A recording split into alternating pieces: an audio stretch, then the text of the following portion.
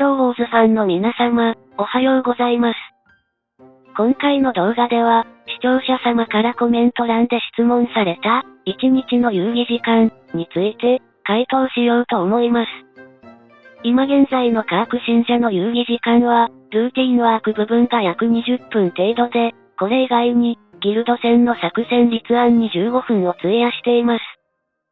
これが1日の必要最低遊戯時間になりますが、それ以外にも、ヒーローウォーズについて考え事をしている時間があるので、なんだかんだ言って、合計で2時間程度ではないでしょうか。1日の遊戯時間は、在宅時間の長さによって変化すると思います。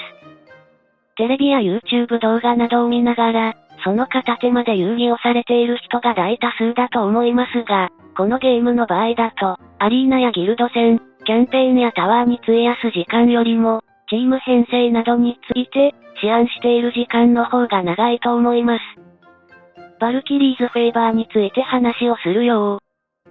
ヒーローウォーズを遊戯する際に、絶対欠かせないものとして、バルキリーズフェイバーがあります。このバルキリーズフェイバーを利用しないと、キャンペーンマップやタワー、タイタンダンジョンなどを遊戯する際に、恐ろしいくらい膨大な時間を必要とするので、これだけは、必要不可欠の要素だと言えます。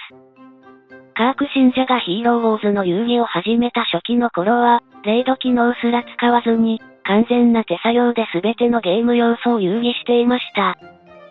その場合だと、1日の遊戯時間が3時間に達する日があったくらいです。無料ギフトで500エナジーを受け取っても、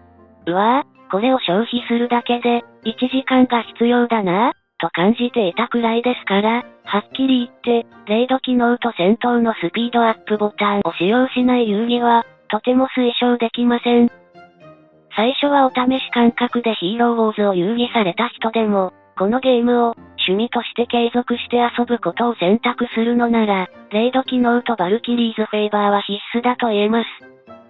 魚釣りで例えるなら、魚釣りに行く際に必要となる餌代の負担を嫌って、河川敷で1時間もミミズを掘っているような感じなので、すぐにでもレイド機能だけは使えるようにした方がいいと思います。今でもよく覚えていますが、レイド機能と戦闘のスピードアップボタンを使っていない頃は、タイタンダンジョンとタイタントーナメントのために費やす時間が、とても苦痛でした。考え事をしている時間について、話をするよ。ヒーローウォーズを遊戯されているほとんどの人は、考え事をしている時間が、一番楽しいと思います。カーク信者の場合だと、今週末のイベントは何かな？次は誰をアブソルートスターにしようかな？といったようなことを、お風呂の中で考えている時などに、楽しいなぁ、と感じています。面白さのツボは人それぞれ、好みの差があると思いますが、discord.com などで会話されている内容を読むと、プレイヤーの多くは、ヒーローウォーズの戦略性などに魅力を感じているようです。ヒーローウォーズの場合、ゲームのシステムや、ヒーローの特性を知れば知るほど、その奥深さに驚かされます。そして、チーム編成の特徴を見抜けるレベルになってくると、ヒーローウォーズのゲームバランスに感心させられます。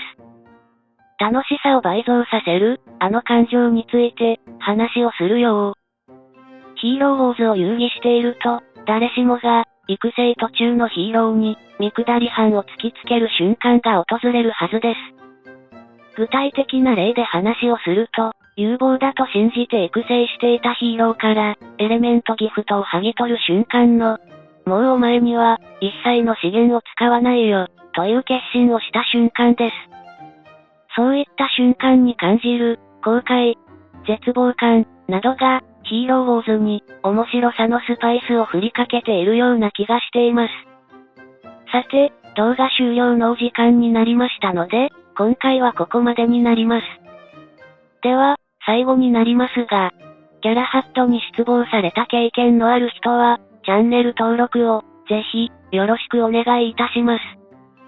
それでは、今回も動画を最後までご視聴していただき、ありがとうございました。また次回の動画でお会いしましょう。